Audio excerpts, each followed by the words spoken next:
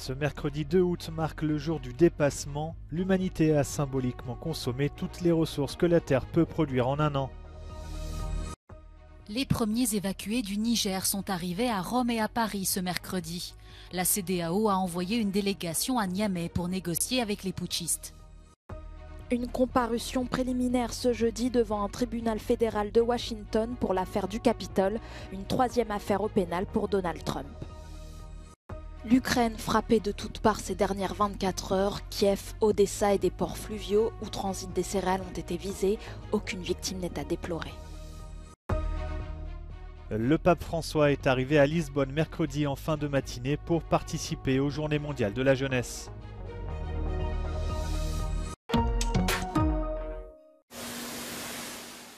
Ce mercredi 2 août marque le jour du dépassement, date à laquelle l'humanité a symboliquement consommé toutes les ressources que la Terre peut produire en un an.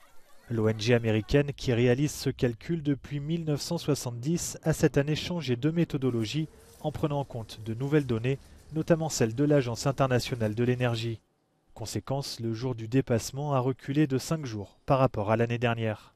We mark a number of days in the year, Christmas, national holidays, etc. Probably the most meaningful one is Earth Overshoot Day, because it reflects a reality. It's not just an artificial day. So we can calculate how much can be regenerated in a given country and then add it up to the world. We can also calculate it on the consumption side. We can look at how much is being consumed in each country. Si selon certains spécialistes, ces données ne reflètent pas tout à fait la réalité, le concept du jour du dépassement a le mérite d'alerter. À l'heure du changement climatique, de plus en plus de militants écologistes appellent à réduire l'utilisation des combustibles fossiles ou encore à consommer moins de viande.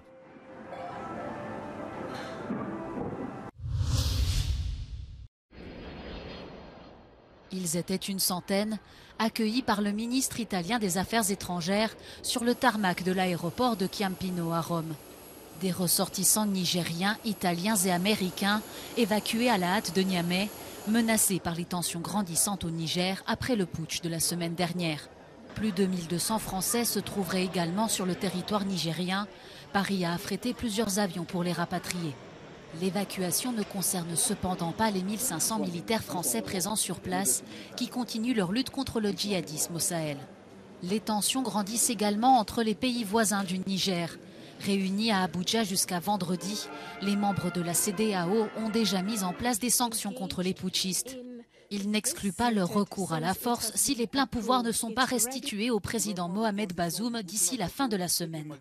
Une délégation de la CEDEAO est arrivée à Niamey ce mercredi pour négocier avec la junte. Pendant ce temps, les putschistes ont le soutien du Mali et du Burkina Faso, dont les gouvernements ont également été renversés par les militaires. Les deux pays ont déclaré que toute intervention armée au Niger serait considérée comme une déclaration de guerre. Vive le Niger! Vive le... Une troisième affaire au pénal pour Donald Trump après l'affaire de sa résidence de Floride et d'une possible liaison avec une actrice de film X. L'ancien président des États-Unis inculpé ce mardi pour ses tentatives d'inverser le résultat de la dernière élection présidentielle et notamment l'assaut contre le Capitole le 6 janvier 2021. Dans un document de 45 pages, le procureur y détaille le projet criminel de Donald Trump, lancé selon lui quelques jours après sa défaite de novembre 2020. Un épisode pour lequel il est accusé de complot à l'encontre de l'État américain, entrave à une procédure officielle et atteinte aux droits électoraux par le procureur spécial qui veut un procès sans délai. In this case, my office will seek a speedy trial so that our evidence can be tested in court and judged by a jury of citizens. In the meantime, I must emphasize that the indictment is only an allegation and that the defendant must be presumed innocent until proven guilty beyond a reasonable doubt in a court of law.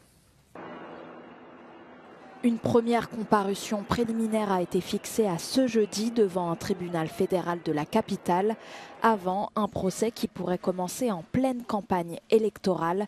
Donald Trump, qui accuse d'ailleurs le procureur spécial de vouloir entraver sa course à la Maison-Blanche en 2024.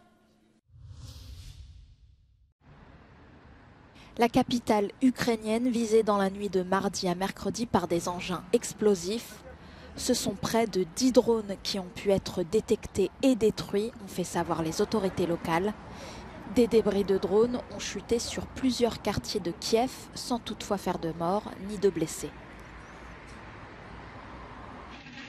Dans le même temps, la ville stratégique d'Odessa, cible privilégiée de la Russie, a également été touchée.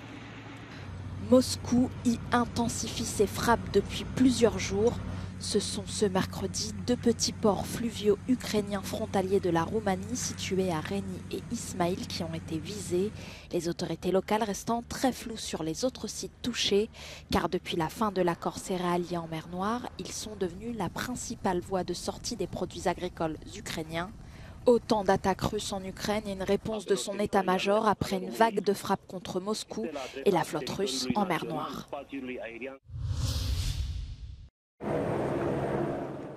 Le pape François est arrivé à Lisbonne mercredi en fin de matinée pour participer aux Journées mondiales de la jeunesse, le plus grand rassemblement catholique.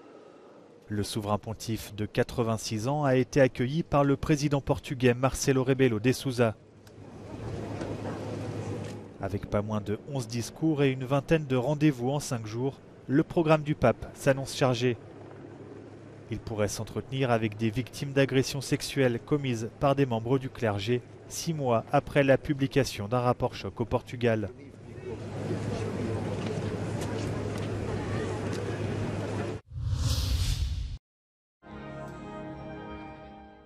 Des dizaines de milliers de pèlerins ont assisté mardi soir à la messe d'ouverture des Journées mondiales de la jeunesse à Lisbonne avant l'arrivée du pape François dans la capitale portugaise.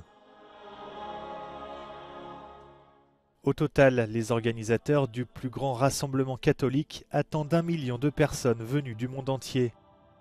En pleine saison touristique, les commerces lisboètes espèrent profiter de l'événement pour booster leurs recettes, à l'image de cette pâtisserie qui propose des biscuits à l'effigie du souverain pontife. Nós já fazemos umas bolachas que é aquelas do anime e para os miúdos, Homem-Aranha, Batman, e depois na brincadeira com o nosso chefe resolvemos fazer com a cara do Papa, com várias figuras do Papa, várias fotografias. Eu vou-lhe ser muito franco, vai depender da quantidade de pessoas que estão aqui a chegar a Lisboa. Portanto, se o número for tal qual como é projetado, a expectativa é de que se gerem umas centenas de milhões. Centenas de milhões. As expectativas são 300, 400, 500, podem até ser um pouco mais. Mas depende criticamente do número de pessoas que vêm a Portugal. Pour sa première journée à Lisbonne, le pape prononcera un discours devant les autorités portugaises au centre culturel de Belém et interviendra devant le clergé du pays au monastère des Hiéronymites. Durant son séjour de 5 jours, il pourrait s'entretenir avec des victimes d'agressions sexuelles commises par des membres du clergé 6 mois après la publication d'un rapport qui a secoué le Portugal.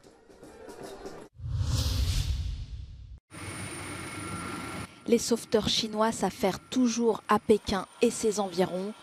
De nombreuses zones restent encore inaccessibles après le passage de Doksuri, un typhon rétrogradé depuis en tempête.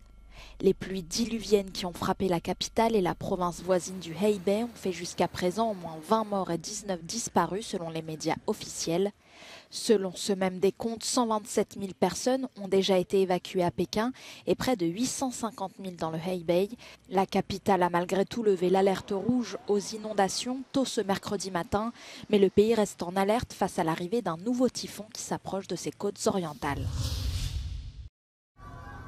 Une icône pop qui prône des valeurs de tolérance et d'acceptation de soi, accusée d'harcèlement. La chanteuse américaine Lizzo est poursuivie en justice par 3 de ses ex-danseuses. Les jeunes femmes dénoncent par l'intermédiaire de leur avocat un harcèlement sexuel, religieux et racial, des discriminations relatives au handicap, des agressions et actes de séquestration. La chef des danseuses de l'artiste est également pointée du doigt. Lizzo n'a pour l'instant pas réagi aux accusations. La dame au chapeau tire sa révérence. Geneviève de Fontenay, l'ancienne patronne du concours de beauté Miss France, est décédée dans la nuit de lundi à mardi à l'âge de 90 ans. Connue pour son fort tempérament, elle avait claqué la porte de l'institution en 2010, après l'avoir dirigée pendant plus de 60 ans. Attachée à une certaine vision de la féminité, elle refusait de voir évoluer les règles du concours. En juin dernier, elle avait été mise en examen pour injure et incitation à la discrimination transphobe. Depuis plusieurs années, elle s'était retirée de la vie publique. L'Italie éliminée du mondial de football féminin après avoir encaissé un but en toute fin de match contre l'Afrique du Sud. Ce mercredi, les Sud-Africaines sont donc parvenues à se qualifier pour les huitièmes de finale et affronteront les Pays-Bas, vainqueurs du groupe E, ce dimanche. Dans le groupe F, la Jamaïque a défié les pronostics en éliminant le Brésil de la compétition.